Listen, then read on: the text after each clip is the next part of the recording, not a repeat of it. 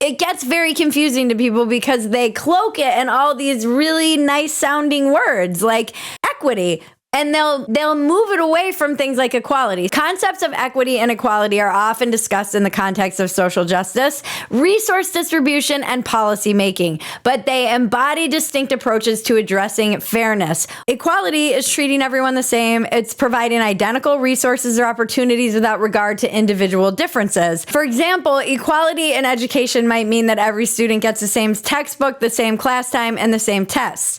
And then you have equity, which on the other hand, I do believe, we've talked about this on the other podcast, there are some good-hearted ideas in wokeness, or whatever you want to call it. Equity involves recognizing that each person has different circumstances and allocates the exact resources and opportunities needed to reach an equal outcome.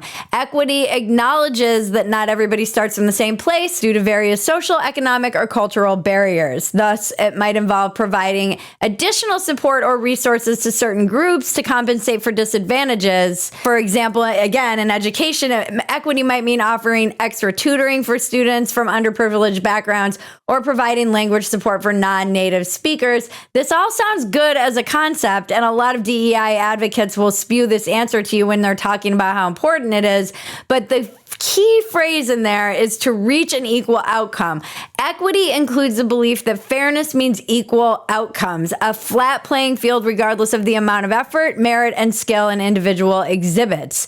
Achieved, if necessary, by unequal treatment. This is very important to this notion. Biased competition and preferential judging, which is inherently discriminatory. By the way, Harvard, for example, has been sued for this by the Asian community for discriminating against Asians. Essentially, they've inserted all of these quotas into these federal programs under the name of DEI incentives, etc. And even so far as getting federal money, you have to have certain quotas of all of these different groups and make sure that you meet all your quotas. And this is how you got this kind of oppression Olympics, as you've heard. The best way to explain it to somebody who doesn't understand any of this is if you are talking about something like air traffic control, do you want the best person for the job or do you want the person meeting some kind of federal quota?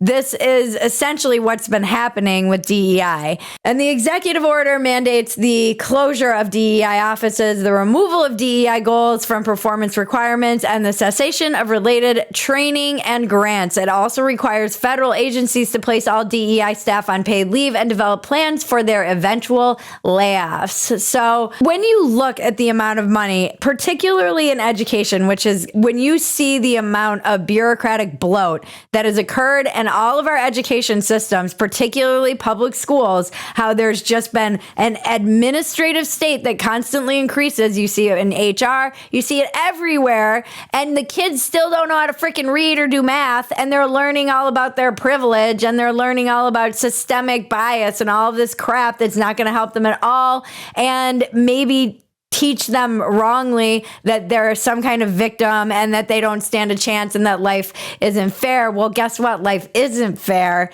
And essentially, all of this boils down to the belief that you can somehow make life fair. And I'm sorry, you can't. Life is pain, Highness.